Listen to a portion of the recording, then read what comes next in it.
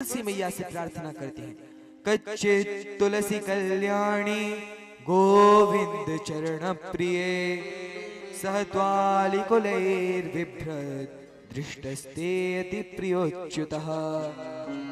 हे तुलसी, आप तो कुछ कहिए। कच्चित तुलसी कल्याणी, आप तो भगवान गोविंद के चरणों की प्रिया हैं। आप भगवान की प्रिया हैं, भगवान आपसे बहुत अधिक प्रेम करते हैं।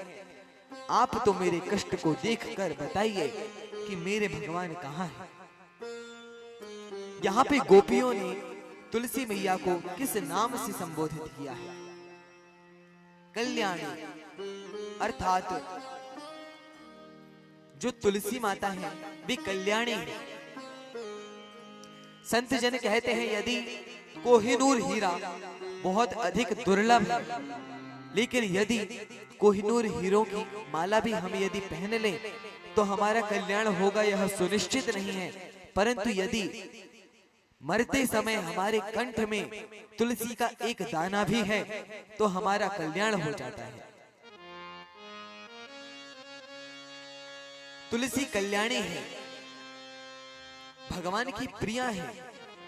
तीन जो वैष्णवों की निष्ठा है, नाम निष्ठा, एकादशी निष्ठा और तुलसी निष्ठा। तुलसी सामान्य पेड़ नहीं है, धरती का कल्प वृक्ष है। और ये कल्प वृक्ष तो ऐसे हैं कि स्वयं भगवान के धाम को, भगवान के नाम को प्रकट करती हैं, स्वयं भगवान को प्रकट कर देती है। शास्त्रों में ऐसा आदेश है, यत् कंठे तुलसी नास्ति तेन मूढ़मानसा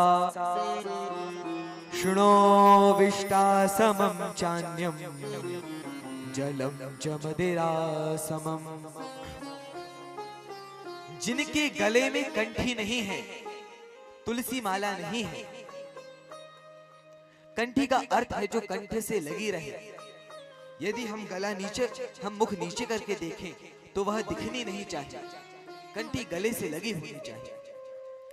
यदि किसी, अच्छा यदि हम वहीं पे तुलसी की माला पहने हैं तो उसको शौच आदि के समय पे निकाल लेते हैं, लेकिन कंठी को एक क्षण के लिए भी शरीर से अलग नहीं करते। यदि किसी के गले में कंठी नहीं है और वह जल पीता है तो उसे मदिरा पान के समान पाप लगता है और उसे नरक में जाकर के उसका पश्चाताप करना पड़ता है। और यदि गले में कंठी नहीं है और भोजन करता है तो वह भोजन नहीं, वह श्वान कुत्ते की विष्ठा खा रहा है।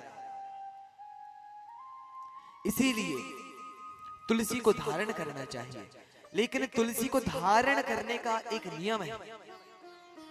जो भगवान नहीं खाते उसे हम भी ना खाएं, अर्थात लहसुन, प्याज, मांस, मदिरा पूरी तरह से निषिद्ध है।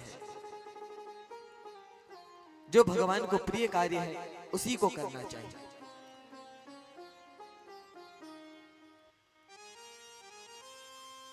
यदि किसी के, हम भगवान की सेवा के योग्य नहीं है, जैसे कि जब छोटा बालक जन्म लेता है उस समय वह,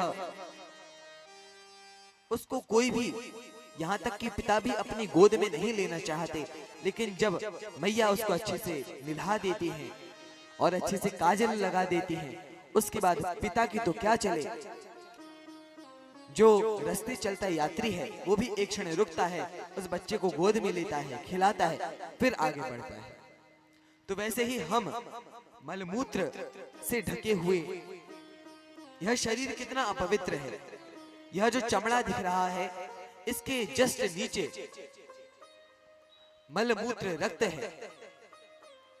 यह शरीर अपवित्र है, भगवान की सेवा के योग्य नहीं है, लेकिन तुलसी माता हमारे इस शरीर को भगवान की सेवा के योग्य बना देती है। यदि जातक मृतक में हम जाएं, सूतक रहती है, हम यज्ञोपवीत बदलते हैं, परंतु तुलसी को कभी गले से नहीं निकाला जाता। यज्ञोपवीत वद्धार्यात् कंठे तुलसी मालिका क्षणार्थम तत् विहीनोपि विष्णुद्रोहं भवेन् नरः। एक क्षण के लिए भी, एक सेकंड के लिए भी यदि कोई तुलसी से विहीन हो जाता है, वह भगवान का शत्रु बन जाता है, भगवान उसे शत्रु मानते हैं। क्षणार्धम तत् विहीनोपि विष्णु द्रोही भवेन् नरः, वह भगवान विष्णु का द्रोही हो जाता है। इसीलिए भैया हमारी आप सभी से हाथ जोड़कर विनती है कि यहाँ से जाने के बाद सभी अपने गले में तुलसी धारण करना और आज ही से लहसुन प्याज अपने घर में बंद कर देना। अब कौन कौन इस नियम को पालन करेगा, जरा हाथ उठा के बता दो। इतनी महिमा कही लेकिन तब भी इतने कम हाथ उठ रहे हैं।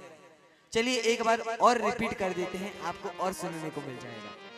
यदि गले में कंठी नहीं है और हम भोजन कर रहे हैं, अर्थात हम कुत्ते का मल खा रहे हैं, और यदि पानी पी रहे हैं अर्थात मदिरा पान कर रहे हैं, इनके पाप के भागीदारी कौन बनना चाहते हैं वही हाथ उठा दें। यदि नहीं बनना चाहते तो आज ही से भैया पति कुछ भी कहें, लहसुन प्याज